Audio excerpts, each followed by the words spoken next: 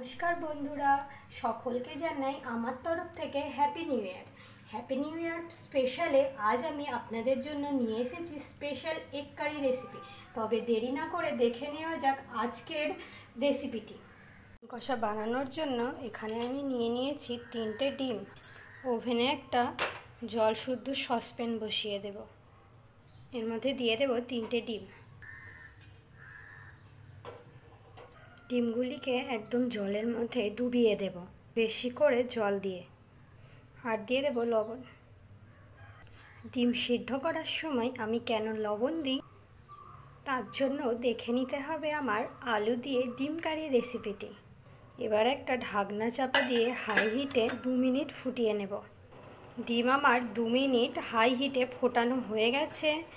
এবার লো হিটে 6 থেকে 7 মিনিট ফুটিয়ে নেব। রান্নাটিতে আমি ব্যবহার করব কাঁচা লঙ্কা, আদা কুচি করা পেঁয়াজ। এগুলো আমি ফোড়ন হিসাবে ব্যবহার করব। এখানে কিছু পেঁয়াজ আমি লম্বা লম্বা করে কেটে নিয়েছি, এগুলো আমি পেস্ট হিসাবে ব্যবহার করব। টমেটো, রসুন আর ধনিয়া পাতা। ডিম আমাদের 5 থেকে 6 মিনিট সিদ্ধ করে নেওয়া হয়ে গেছে। এবার আমি গরম জল থেকে তুলে ঠান্ডা জলে চুবিয়ে রেখে দেবো। আমি ঠান্ডা জলে 3 মিনিট চুবিয়ে রেখে দেব। এতে ডিমের খোসা তাড়াতাড়ি উঠে যাবে।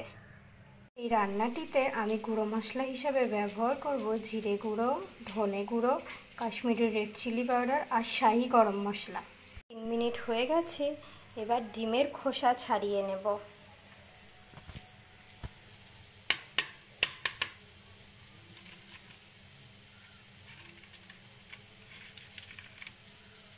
ডিমের খোসা আমি ছাড়িয়ে নিয়েছি। এবার মাঝ বরাবর কাট করে নেব ডিমগুলি।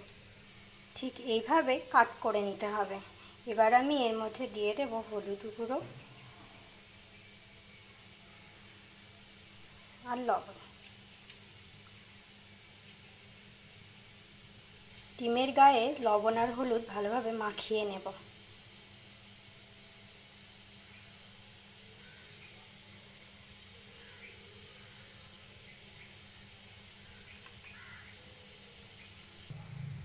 মাখিয়ে নেওয়া আমার হয়ে গেছে। এবার ডিমগুলিকে ভালোভাবে ভেজে নেব।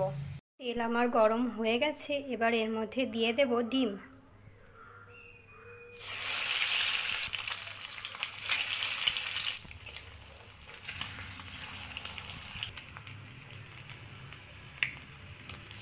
ডিমগুলিকে ঠিক এভাবেই গোল্ডেন করে ভেজে নিতে হবে। কড়াইতে ফোড়ন হিসাবে ব্যবহার করব গোটা গরম মশলা আর একটা তেজপাতা। পেঁয়াজ কুচি, পেঁয়াজটাকে হালকাভাবে ভেজে নেব। দিয়ে দেব পেস্ট করে রাখা মশলা।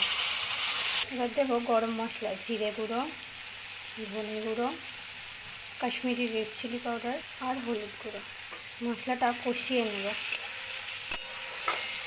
দিয়ে দেব কুচি করে রাখা টমেটো। মশলাটা ভালোভাবে কষিয়ে নেব।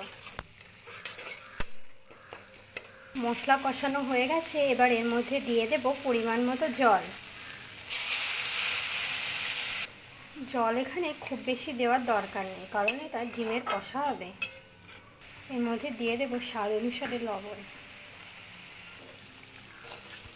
এবার ঝোলটাকে একটু ফুটতে দেব, এতে মশলার কাঁচা গন্ধ দূর হবে। ঝোলটা 1 মিনিট ফুটিয়ে নেওয়া হয়ে গেছে। এর মধ্যে এবার দিয়ে দেব ভেজে রাখা ডিম।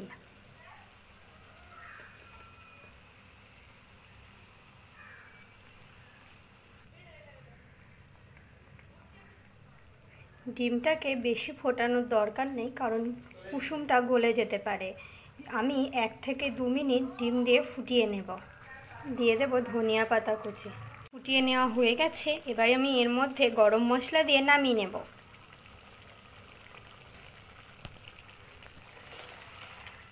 রেডি আমাদের গরম গরম এগ কারি। আপনারাও বাড়িতে আমার রেসিপি ফলো করে বানিয়ে নিন স্পেশাল এগ কারি।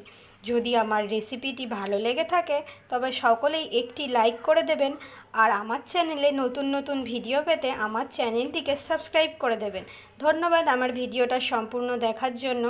অনেক আশা করে এই চ্যানেলটি খুলেছি বন্ধুরা, সকলেই আমার পাশে থাকবেন।